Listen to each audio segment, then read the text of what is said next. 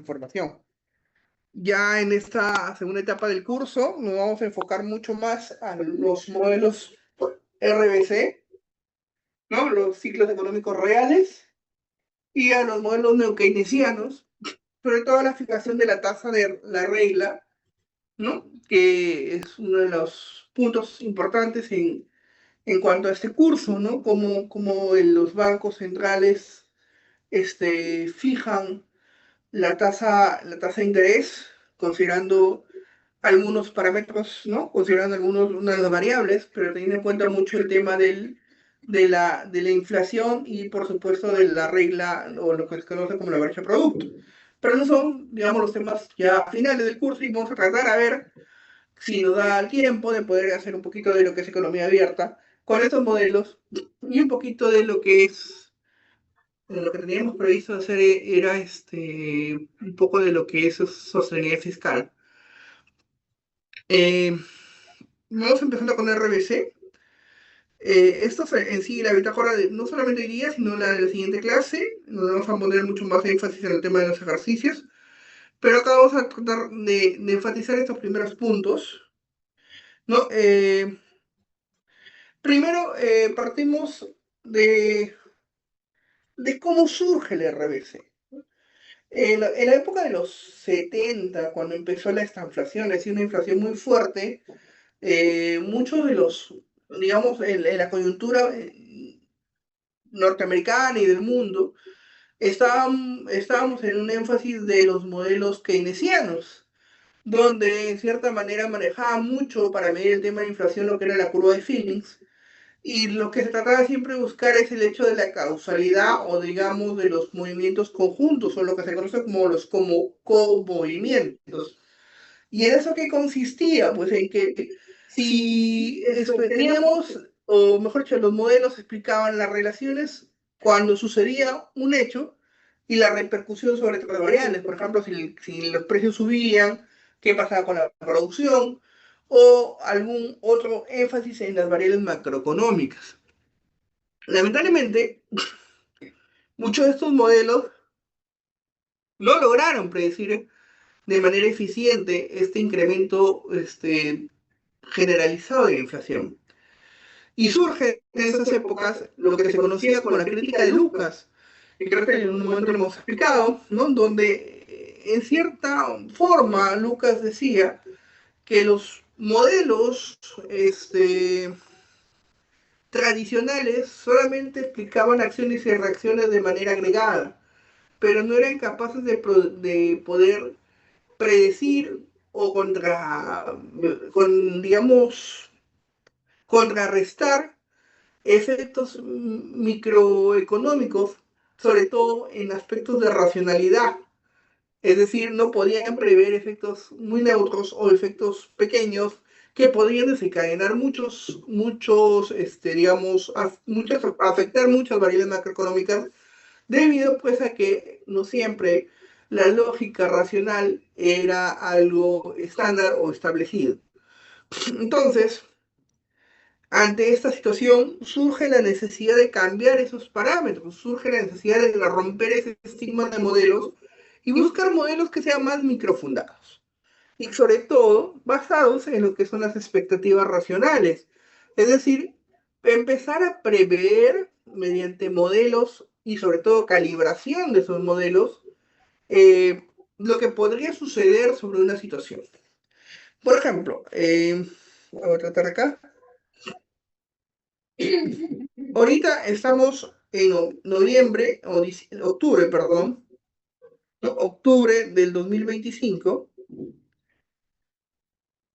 Estamos a 2 meses de cerrar el año, pero ustedes pueden entender que, por ejemplo, el Banco Central y las principales consultorías en el país, o organismos internacionales, por ejemplo, hablo de la OCDE, hablo del Fondo Monetario Internacional, hablo del Banco Mundial, ¿no? Hablo de organismos de consultores nacionales como Macrocónsul, Apoyo, el de Alfredo Turner, y demás. siempre tratan de prever bajo expectativas qué puede suceder al cierre de año.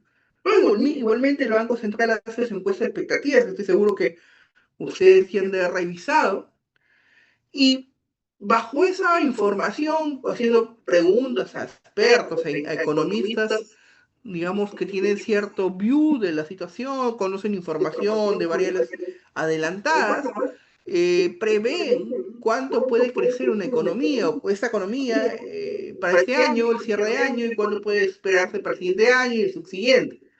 Esto de expectativas ayuda mucho porque genera un consenso, ¿no? Genera un consenso de mercado y eso permite pues a los, digamos, a los inversionistas, ¿no? Y a los consumidores, a la gente que está interesada en conocer este tipo de situaciones, saber qué espera la economía.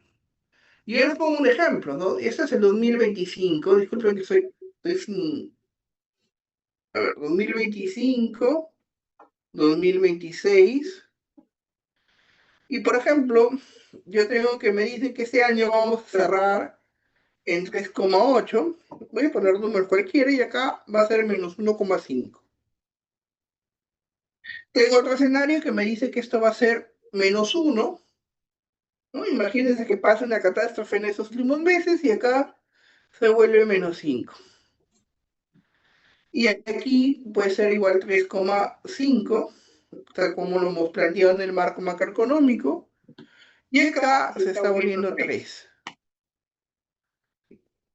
Yo les pongo estos tres escenarios.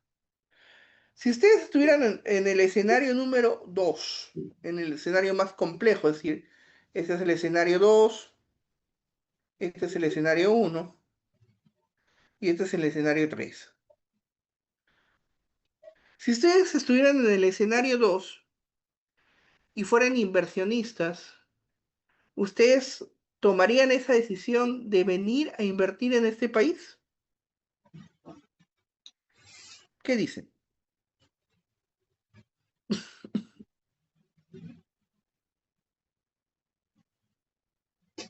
A ver, Víctor Villanueva.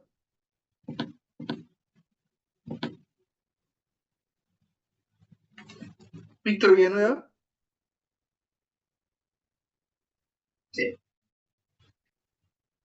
Ok, Víctor, ¿me escuchas? Sí. Te escucho bajito, no entiendo por qué.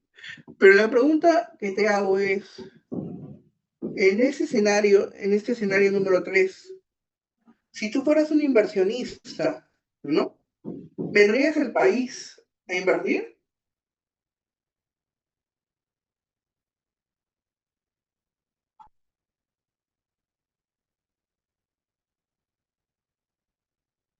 ¿Mm? ¿No te escucho?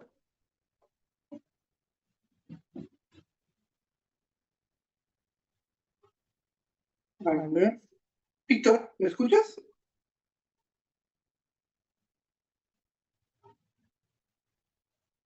A ver, Claudia Verástegui.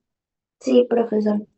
Ok, la misma pregunta. Si tú fueras un empresario, ¿no? Imagínate que tú eres una empresa minera, ¿no? Que tiene muchas expectativas o deseos de invertir en este país y ves las proyecciones de mercado para el 2025 y el 2026, que son las del escenario 2, es decir, menos 1 y menos 5. Te pregunto, ¿tú vendrías al país a invertir? Profesor, esas son tasas Tasas de crecimiento, de crecimiento. El lenguaje mío es hablar en tasas, discúlpame. Ah, Sí. yo, bueno, viendo el futuro como está teniendo una caída, supongo que es por un corto plazo y después sí o sí va a tener que subir, pero por la... No estaría tan seguro. No invertiré. Tendrías mucho recaudo en invertir, dado que las tasas de crecimiento son negativas. Correcto, está bien. Muy bien, Claudia. A ver, alguien más. A ver, Piero. ¿Piero? ¿Estás ahí? Sí, profesor. Ok. Imagínate que estás en el escenario uno y eres un inversionista igualmente, y ya estamos cerrando el año prácticamente, ya falta menos de 3 meses, o casi 2 meses, y te dice que la economía puede estar en 3,8, pero el siguiente año está en -1,5. ¿Qué optarías? ¿Vendrías a invertir? Eh, en promedio de los 2 años sería positivo, así que sí convendría venir a invertir. Ya. Ok, el promedio de los 2 años me dice ser positivo y por eso vendrías a invertir. Ujú. Ok, has hecho un análisis, digamos, muy básico usando el promedio. No recomiendo hacer eso, pero está bien, es válido. Pero ten en cuenta que si tú vas a venir a invertir, tienes el 2025, que es un año ya ejecutado, ¿sí? Imagínate que fueras hoy día vienes a invertir, hoy día quieres hacer, no sé, a ver, imagínate que tú eres un empresario de estilo Walmart y quieres hacer tu cadena de supermercados y competir con Plaza Vea, con Metro, con Bon, con Totus y demás. Algo rápido, no genera mucho, digamos, tiempo hacer la inversión, ¿no? O sea, digamos, tener los locales y demás. Pero este 2025 prácticamente ya está ejecutado, por lo tanto, tu proyecto iniciaría en el 2026 con una caída. ¿Te convendría? En ese caso no conviene. Ok, muy bien. Y a ver, Melissa Torres,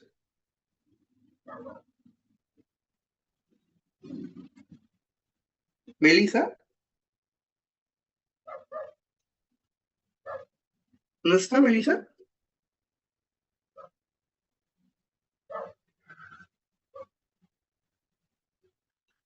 Ok, no está Melissa. A ver, Sandro Monge. Sí, profesor. Buenas noches. Imagínate que tú eres un inversionista que lleva 2 o 3 años en el Perú, o 5 o 10 años en el Perú, ¿sí? Eres en una empresa minera, ¿no? Que ha estado produciendo en un lugar en el país, y tu casa matriz te dice que el próximo año sería bueno que cierres todas las unidades mineras y salgas del país. Wow. Y estás en el escenario 3. ¿Qué le dirías a tu casa matriz? ¿Que es una decisión adecuada o no? Ah, creo que la tasa de crecimiento disminuye, ¿no? Se modera ligeramente, de 3,5 pasa a 3, pero es positiva. Claro, quizás es una decisión muy apresurada. Ah, yo diría que todavía se mantenga en el país. Ok, ok. Gracias. Muy bien a los tres que han comentado. Eh, Se dan cuenta que ustedes acaban de hacer un ejercicio elemental de cualquier analista económico en cuanto a tomar una decisión futura usando información de expectativas racionales. Esta información que yo les he pasado, estamos todos asumiendo pues que esto es el view de gente connotada, ¿no? De economistas connotadas de este país, ¿no? Hablamos de no solamente directores de bancos privados, por supuesto, sino analistas de nivel internacional, ¿no? Al estilo, no sé, Julio Velarde, a un ministro de Economía, o exministros de Economía, directores de empresas y demás, ¿no? Que son gente que pues está muy informada en las variables macroeconómicas, digamos, de avance, por ejemplo, las ventas, por ejemplo, las inversiones, la electricidad, digamos, el flujo, hay muchos de los variables de flujo comercial y demás. Esto, ¿qué te ayuda en cierta manera? Pues a saber más o menos qué es lo que promete o qué es lo que, la fotografía que se muestra en el mercado. Y ustedes están tomando esa fotografía del mercado en tres escenarios y bajo esa decisión o bajo esa foto están tomando una decisión de lo que van a hacer tu flujo económico del siguiente año. En otras palabras, ustedes están rompiendo los principios tradicionales, clásicos, no decir que si la producción sube, algo va a repercutir, o si la inflación baja, la producción sube. Ustedes lo que están haciendo es tomar información microfundada, porque están agarrando información de variables macro, y están usando expectativas racionales. ¿Sí? O sea, están considerando la foto, el view de las personas que más conocen para poder tomar un criterio de decisión a futuro. Eso es romper un paradigma. Eso es cambiar por completo esta historia. Y esto ayuda mucho, sobre todo, no solamente a ustedes como analistas, sino a los bancos centrales en trabajar esto de aquí, que es la regla de política. La regla de política simplemente es la decisión que el banco va a tomar sobre una variable monetaria basada en información de muchas variables y de expectativas racionales del mercado. ¿Sí? Que es distinto, ¿no? A, por ejemplo, esperar que se ejecute algo para poder tomar la decisión. A ver, chicos, ustedes que son estudiantes de economía monetaria, les pregunto, ¿cada cuánto tiempo el Banco Central en este país cambia la política de regla o la regla de política monetaria?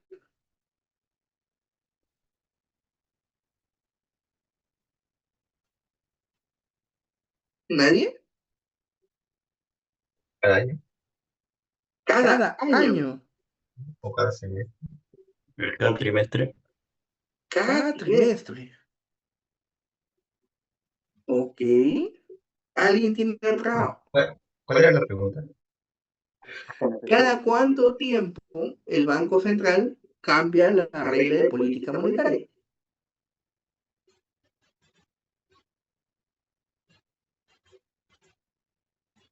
Primero, a ver, para que más o menos aterricen en la idea, yo les pregunto, ¿cuál es la regla de política monetaria que utiliza el banco? Al menos en Perú. ¿Alguien? No cambiaría, porque La regla de Taylor. La regla de Taylor lo que te mide es la tasa de interés nominal y real. Pero ¿qué es lo que maneja el banco?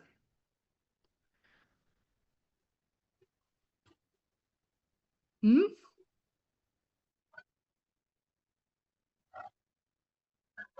¿Nadie?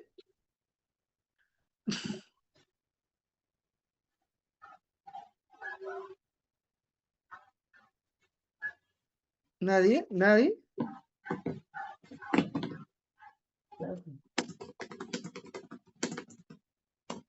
El Banco Central maneja una regla, que es la que se basa en el análisis de la tasa de interés, o la tasa de referencia, o la tasa de política monetaria. ¿Sí? La pregunta ahora, si ya saben qué es esa regla, ¿cada cuánto tiempo esa regla se actualiza? Dime, Víctor. yo diría cada mensual, porque toma decisiones.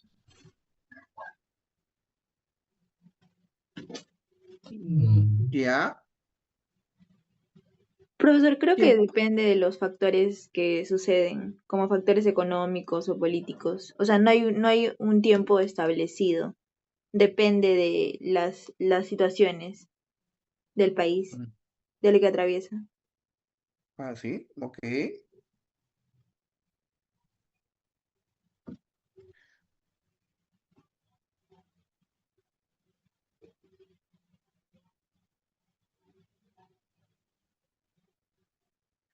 A ver, chicos.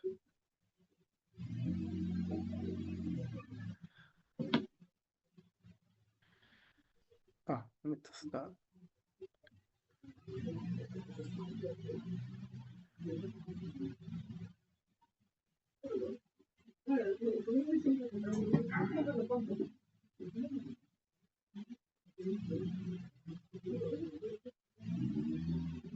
A ver, señores, miren esto. Esto es la tasa de referencia. ¿Cada cuánto tiempo la actualizan? ¿O cada cuánto tiempo la revisan? Cada vez. Al Cada mes. mes. Cada mes. Exacto. Cada mes el banco actualiza y ustedes aquí pueden encontrar acá las condiciones o demás factores que ustedes pueden, digamos, o por las cuales que el banco puede haber mantenido la tasa o disminuido la tasa o subido la tasa, cualquiera de los tres escenarios, acá dice. Y evidentemente es una combinación de factores. Por ejemplo, lo que maneja la inflación, ¿no? El tema de cómo está la inflación, cómo están las expectativas de inflación, a la vez escenarios que pueden afectar, no digamos, no solamente hechos locales, sino internacionales, porque pueden afectar por mecanismos, por choques de precios o por choques de exportaciones. Y todas esas variables influyen en las decisiones de política. ¿Y por qué les iba y les preguntaba esto? Y es muy importante que ustedes sepan cada cuánto tiempo se revisa, ¿no? Es decir, una cosa es que lo revisen cada mes y otra cosa es que cambie todos los meses. Pero revisarlo implica pues tener una decisión de decir, ok, vamos a mantener o no la tasa. Y eso lo hacen de manera mensual. ¿Y por qué me estaba yendo por esta tangente? Es porque ustedes tienen que entender que las decisiones para manejar expectativas regionales involucran pues decisiones de manera de corto plazo para poder corregir perturbaciones futuras. ¿Sí? Es como, a ver, pongo dos escenarios. Imagínense a dos tipos de conductores, ¿no? Dos tipos de señores manejando un carro, el mismo carro, por una pista donde hay huecos.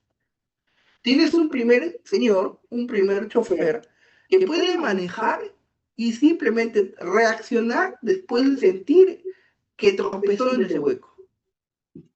Y tienes otro señor, el otro chofer, que al ver que existen huecos en la pista, frena o trata de esquivarlos. Y hace cada movimiento dependiendo del escenario al cual se va a enfrentar. En el primer caso, que es un chofer que recibe el golpe, es decir, cae en el bache y de ahí reacciona en cómo salir, estamos hablando de políticas que son de modelos clásicos, keynesianos puros, ¿sí? Es de esta época de los 70.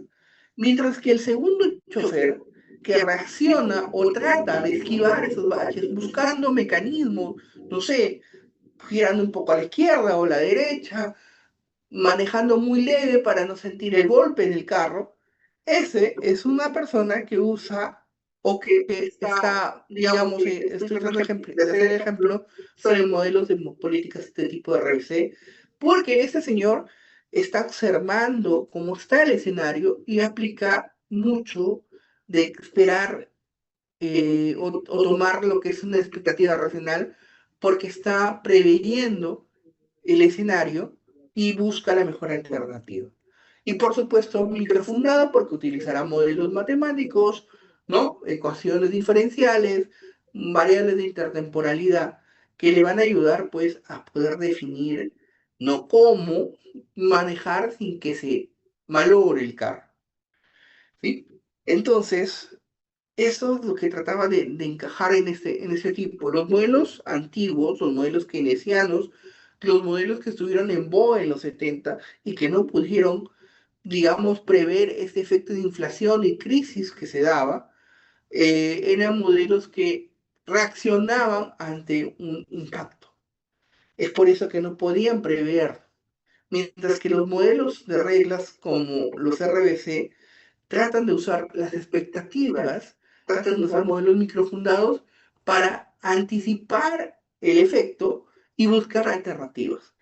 Acuérdense que los economistas, acuérdense que la economía en sí, en cierta manera yo lo puedo expresar como un modelo donde va a tener altas y bajas. Y los economistas lo que van a buscar siempre es que estos periodos de altas sean lo mayor posibles y estos periodos de bajas sean las mínimas posibles. ¿Por qué? Porque esto permite que los países tengan un mayor progreso. Entonces, ¿cómo puedo mover estas variables? Pues con mis variables como consumo o mis variables como capital, corto y largo mediano plazo. Pero tengo que saber en qué momento o cómo maniobrar estas variables para que se logre. Y es por eso que tengo que tener un view de los escenarios, un view de esas perspectivas de los empresarios, que son los que manejan, digamos, mucha de la fuerza de capital, y también de lo que perciben los consumidores, el escenario político, ¿no? Y sobre todo saber la calibración de los modelos. Eso es lo importante. Entonces, nos centramos en modelos RBC. Estos modelos lo que intentan es reinterpretar los ciclos económicos competitivos con choques reales. Para eso, por supuesto, usan lo que es la TPF, que es la producción total de factores. Es decir, es una combinación de manejar esta frontera de producción, que seguro que ustedes se acuerdan que han visto en micro, donde tenías esta frontera de producción que era la combinación de todos los factores económicos, ¿no? En ese caso, en micro decíamos X1 y decíamos X2, pero en un modelo RBC, un modelo de una frontera de producción total, estás hablando de todos los factores productivos que combinan para la generación, capital, trabajo, ¿no? Mano de obra, etc. Y por supuesto, calibrando también con los impuestos y con la inversión. Y por también el manejo de precios flexibles y mercados competitivos. Evidentemente, esto es una variable que después se puede romper debido a la rigidez de precios porque no son tan efectivos los mecanismos debido a que pues en la economía los precios no responden de manera inmediata ante choques de inflación. Me refiero, no a los precios, perdón, sino a la repercusión de ingresos y salarios, ¿no? Los precios sí se mueven, pero la repercusión sobre otras variables sí no es tan directa. Y mercados completos, es decir, hablamos de economías, tanto economía en este caso como economía cerrada, donde se cumple el clear market, que significa pues que las economías se van a vaciar y eso va a hacer que la producción siempre sea, digamos, complementada tanto por lo que es el consumo, y el ahorro de cierta manera se redistribuye como capital. Y por supuesto el método debe hacer una calibración comparando con segundos momentos sin variar mucho de las variables estadísticas y mucho del árbitro econométrico, ¿no? Y por supuesto, y eso lo vamos a conversar un poquito, porque esto entiendo que lo deben ver ustedes con mucho mayor intensidad en sus cursos de econometría, pero vamos a hablar pues algo de lo que son los filtros, como el filtro de Kalman, ¿no? El filtro HP, ¿no? De Horley Prescott, o el filtro de Cristiano y Fiscarrat, que se utiliza para que esta serie econométrica o esta serie económica se pueda descomponer y trabajar con la línea tendencial que se supone que refleja el efecto del producto potencial, es decir, a dónde se debe llegar en el largo plazo y poder hacer mecanismos para poder cumplir con esa reacción y llegar a ese crecimiento. Sí, esto creo que tengo que salir para que no se quede. Un segundo. Voy a ingresar acá.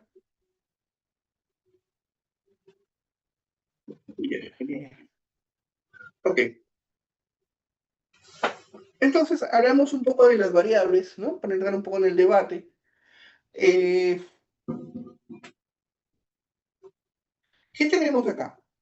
Estos, digamos, son como la historia ha ido incorporando información y, por supuesto, sigue incorporando nuevos modelos en cuanto a las técnicas de regresión. Hablamos inicialmente de Kendall y Prescott, perdón, que en el 82 no hablábamos de un tiempo de construcción, más lo que son la TPF, como que la producción total de factores, y por supuesto ellos buscaban replicar lo que son los movimientos claves. ¿A qué le llamaban como movimientos? Les dije, es cuando en economía o en estos modelos buscamos ver cómo reaccionan las variables o saber qué variables que reaccionan a movimientos, ¿no? Por ejemplo, eh, algo tal vez que les pueda ser muy útil. ¿Qué pasa cuando la tasa de interés o la tasa de referencia, la tasa de política del Banco Central disminuye? ¿Qué sucede con la liquidez, chicos? ¿Quién me responde eso? ¿Se incrementa? Se incrementa. Muy bien. Entonces, ese escenario, les pongo un ejemplo para que se lo traten de ganar bien, ese es un ejemplo de movimiento. Es decir, si yo sé que si una variable A crece, esa va a generar que la variable B tal vez crezca o disminuya, pero ya lo tengo predefinido. O sea, ya son variables, digamos, o movimientos definidos, por lo tanto, sé que si genero un efecto, una distorsión, un cambio en esta variable, la variable A, esa va a repercutir sobre la variable B. A eso le conocen como movimientos clásicos. Segundo.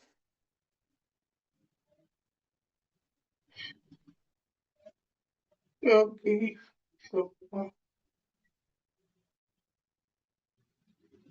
Ah, caramba. Disculpenme un segundito. ¿Ustedes están oyendo las noticias, chicos? Ahorita no. Ah, sí, profesor, que va a haber un toque de queda, creo, a partir de las 12. Justo me acaban de llegar el decreto supremo 124, donde está declarando a Lima 30 días calendarios en estado de emergencia. Bueno, ok. Bueno, habrá que tomar las previsiones y ojalá que resulte. Ok. Bueno, entonces esos son los movimientos que trataban de replicar el modelo Kendall y Prescott en el 82. Le llega King, Prosser y Revelo, que tratan de usar mucho de la información neoclásica y trabajar con variables, digamos, endógenas, ¿no? Tratar de encontrar variables endógenas que no estén enmarcadas en este modelo para poder predecir o calibrar efectos. Evidentemente, todo esto lo trabajaron o lo llevaron en términos de linealización para no, digamos, para facilitar directamente el término de tasas de crecimiento las variables. Perdón. Ya.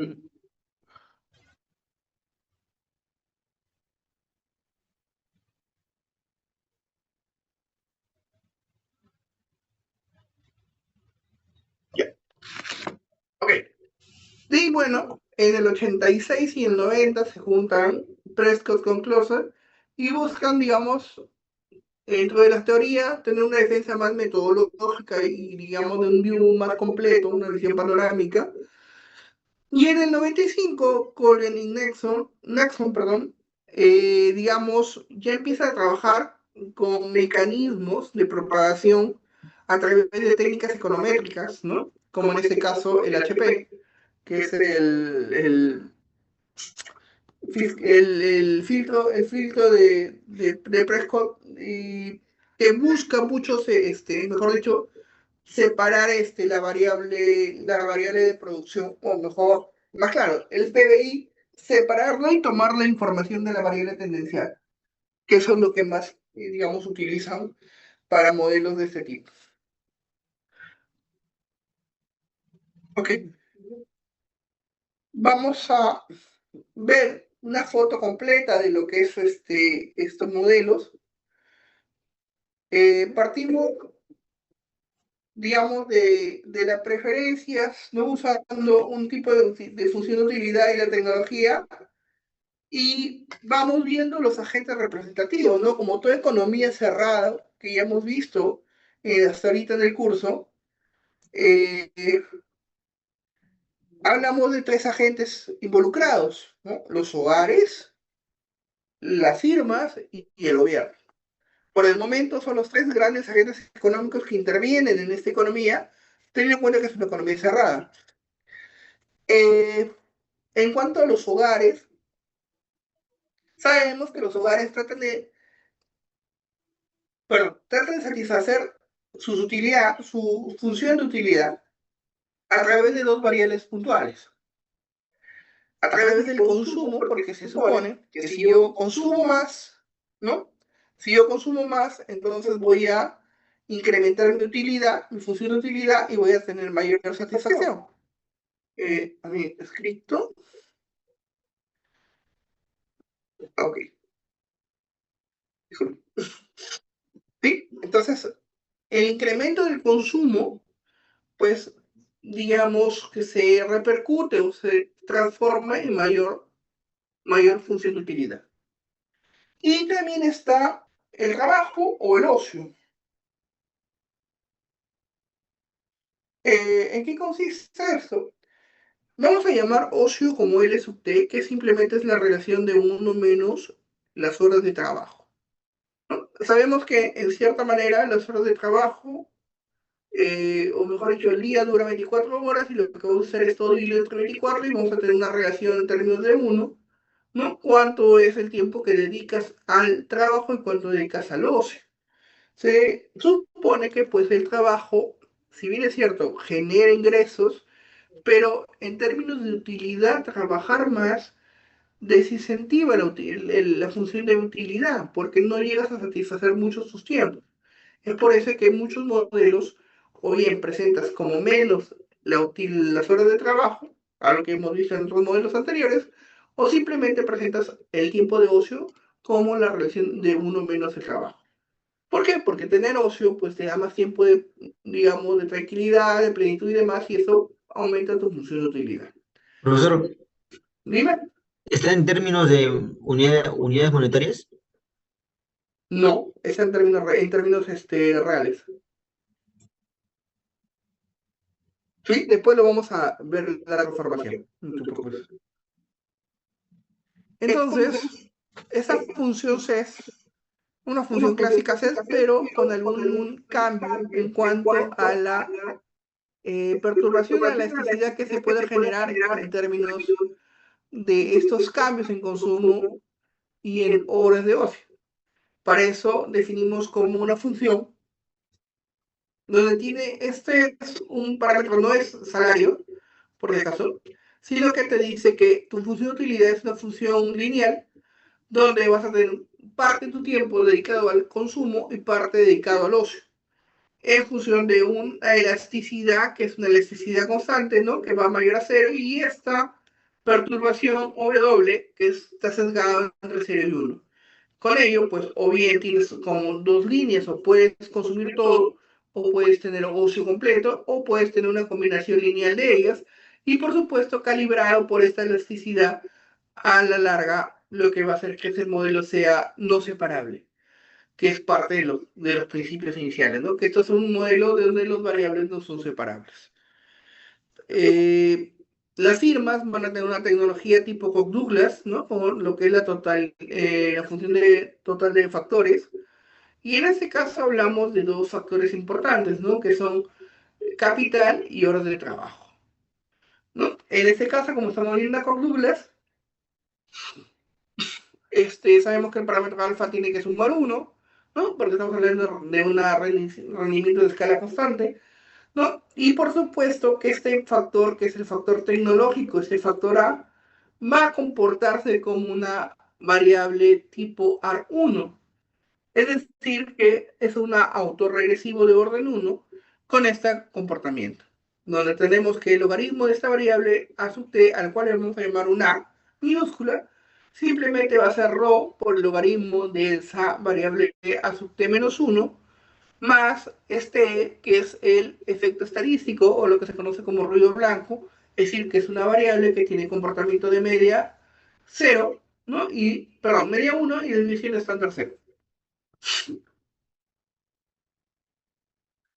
Asimismo, hablamos de dos comportamientos, lo que es una restricción presupuestal, y en esa restricción presupuestal estamos hablando de una restricción presupuestal desde el punto de vista de la cosmovisión económica de un agente completo, es decir, de una economía completa.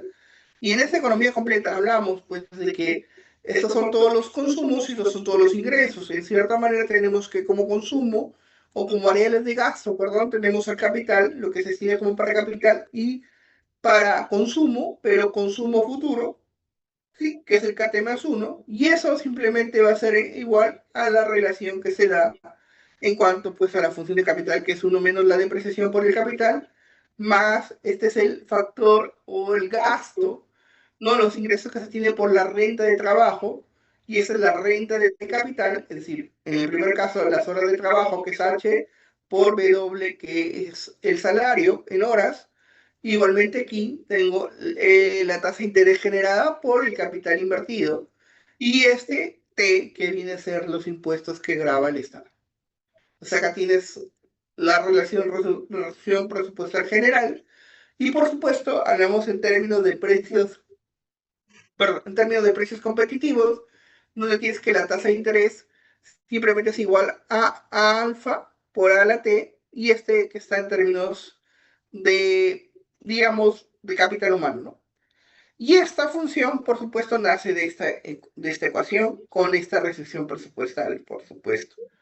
Si ustedes consideran simplemente esta información llevándola en términos de una CES, ¿no? De una derivada, ustedes van a derivar esto y les va a salir que aquí la función de producción lo pueden trabajar directamente con una derivada aquí y esto les va a salir esta relación. Esto lo podemos hacer ya el día jueves con más calma, ya con pizarra para poder demostrar cómo se llega a ese cálculo. Igualmente aquí con una resolución general, no sé, derivándolo respecto de las horas de trabajo, podemos llegar a tener esta relación completa, perdón, estas con horas de trabajo y estas con capital para entender cómo se llega a la tasa de interés y al salario en términos competitivos. En cuanto a las relaciones intertemporales, como les dije, el lagrangiano generalmente se utiliza, ¿no? Igualmente, si fuera una variable más monetaria, en términos nominales, podemos usar ecuaciones de movimiento usando hamiltoniano, pero por el momento estamos usando el lagrangiano, en el cual, al ser una variable estática, ¿no? Digamos, no continua, se puede trabajar con esta relación de beta por la función de utilidad más lambda, que es el precio de sombra, por esta recesión completa de precios. Entonces, si esta ecuación yo derivo respecto de consumo, voy a tener que mi función de utilidad del consumo en el periodo T va a ser igual a beta por la esperanza matemática de mi función de consumo o la derivada de consumo en el periodo T más 1 por esta restricción que es la tasa de interés en el periodo T más 1 menos la depreciación. Y esta ecuación, y ahora vamos a ver cómo ustedes hemos visto en cierta manera en temas anteriores, se conoce como ecuación de Euler en capital. Igualmente, hago la misma derivada para lo que es el trabajo y consumo, donde de esta ecuación, si yo derivo respecto de la fuerza laboral, aquí me va a quedar menos la derivada del ocio, ¿no? Al derivar esto, más lambda, donde más aquí tengo 1 menos esta información, al derivar en términos de horas de trabajo, me queda menos, digamos, W, por lo que me queda menos la utilidad marginal del ocio más lambda sub t por salario igual a 0. Y esto simplemente me dice que la utilidad, no la derivada de la función de utilidad respecto del ocio, es igual a lambda por las horas de trabajo o el salario. Y esto también, si se deriva respecto del consumo, van a tener que la utilidad del consumo va a ser igual simplemente el precio sombra, es decir, a lambda. Por lo cual, si yo divido estos dos, me va a quedar la relación de las tasas de, digamos, de utilidad, la utilidad de la fuerza laboral o del ocio entre la función de utilidad, la derivada respecto al consumo, es igual al salario, y haciendo una recombinación de resultados, yo llevo que mi salario es simplemente este factor que está entre 0 y 1, es un parámetro, es una constante, y este valor que es la relación de consumo y la fuerza de trabajo, perdón, las horas de ocio. Y esto se elevado a la 1 a la e, considerando pues mi función, esta función no separable. Y aquí, hasta aquí esta lámina vamos a llegar. Esta simplemente es cómo llegar al estado estacionario, considerando por supuesto la razón capital, trabajo y la asignación. Yo para ello primero defino mi tasa real y la razón como estas dos, digamos un K estacionario y un H estacionario. Entonces la ecuación de Euler estaría simplemente como R, ¿no? En términos estacionarios igual a beta a la menos 1 más la depreciación. Y por supuesto, esto en una Douglas simplemente sería esta combinación. Acuérdense que eso estaba aquí, esta relación. Si consideramos con valores estacionarios, entonces esto me da esta relación de ecuación, en esta ecuación. Considerando pues que en estado estacionario, este R va a ser aquí, igual a ello. ¿Y de dónde yo deduzco eso? De acá. En estado estacionario, la función o la derivada de la utilidad respecto al consumo en t y en t más 1 va a ser igual. Por lo tanto, esto es 1, esto es beta, por esta relación. Por lo tanto, haciendo una resta, me sale que R es igual a beta menos 1 más la depreciación. Esto lo sustituyo aquí y tengo cuánto es la relación entre capital, ¿no? Y fuerza y hora de trabajo en términos de parámetros establecidos. En términos agregados, yo sé que Y es igual a la relación de la producción entre las horas de trabajo, ¿no? Entonces, trabajo efectivo. Por lo tanto, en mi ecuación va a ser A por K entre H por alfa, y esta relación de CIE es igual a 1 menos esta relación, y esta relación se puede deducir de aquí. Y en términos de C, de la ecuación CES intertemporal, en términos de ocio, sabemos que esto es W igual a 1 menos alfa por y esto es la sustitución de la relación entre estas dos ecuaciones. No considerando ello, podemos despejar, ¿no? L y a la vez empezar a decir, ¿no? Que es, por ejemplo, si consideramos la relación 1 menos L es igual a las horas de trabajo, vamos a tener como antes cada una de esas variables y, por supuesto, si podemos empezar a deducir, tener cuánto es el consumo, la producción y la depreciación y el capital. Como digo, esto lo vamos a ver con más calma y el día jueves. Y aquí sí me voy a quedar para poder que ustedes vayan viéndolo con calma. Es ya el trabajo en términos de log linealización. La log linealización simplemente es llevarlo la variable X en términos de su relación de dinámica de crecimiento.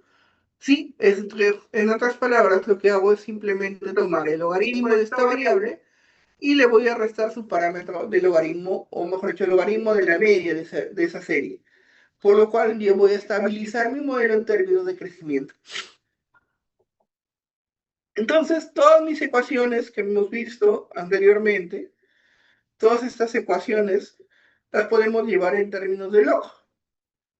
Y esto, por ejemplo, en términos de tecnología, sería y sub t igual a alfa por k de t más 1 menos alfa por h sub t más este shock. ¿Sí? Este es el shock tecnológico. Ojo, este es el shock tecnológico de haber aplicado aquí. Se saco el logaritmo de ello y a cada uno le resto su término promedio. Voy a tener este valor, que es una relación de este tipo, ¿no? Por lo tanto, este es un shock, llamémosle A sub t minúscula. Esto de acá me va a quedar alfa por K sub t más 1 menos alfa por H sub t. Entonces, esto es lo que estoy viendo aquí.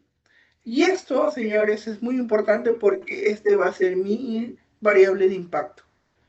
Yo a todas estas ecuaciones las voy a tratar de llevar en términos de esta variable de impacto para poder hacer un equilibrio. En términos de salario real, los salarios van a ser igual a la producción menos las horas de trabajo. Y en la intratemporalidad es, yo sé que el salario va a ser igual a 1 sobre esta necesidad menos el consumo y las horas de ocio. Por lo tanto, y teniendo en cuenta mis relaciones anteriores, yo puedo tener que las horas de ocio es equivalente a H sobre L por las horas de trabajo. A la vez, la Euler linealizada simplemente hace el consumo en t por la esperanza matemática del consumo en t más 1 por menos, perdón, 1 sobre una R, tau, un R mayor, que va a tener mucho la sensibilidad del beta, porque está relacionado mucho con el efecto de la sensibilidad intertemporal efectiva, y eso multiplicado por la tasa de interés, o por la tasa de interés nominal, o real, perdón, en el periodo T más 1 menos el promedio. Y la función de acumulación simplemente va a ser el lente de capital T más 1 es igual a 1 menos la depreciación por caso T más este factor de depreciación por la diferencia entre lo que es producción menos consumo. Si asumimos que no hubiera gobierno, por ejemplo, y es por eso que no lo ponemos, si asumimos eso, esto sería simplemente inversión. Pero como estamos involucrando gobierno, por eso es que no lo ponemos como relativamente, o lo, digamos, nos referimos como inversión. ¿Sí? Esto aquí lo vamos a dejar. Ya en clase, el día jueves, vamos a poder ya hacer un poco más de pizarra para mejorar o ya de hacer las demostraciones completas de estos cálculos eh, y poder ya hacer algunos ejercicios que tenemos acá presentes. ¿Hasta aquí alguna pregunta? ¿Hola?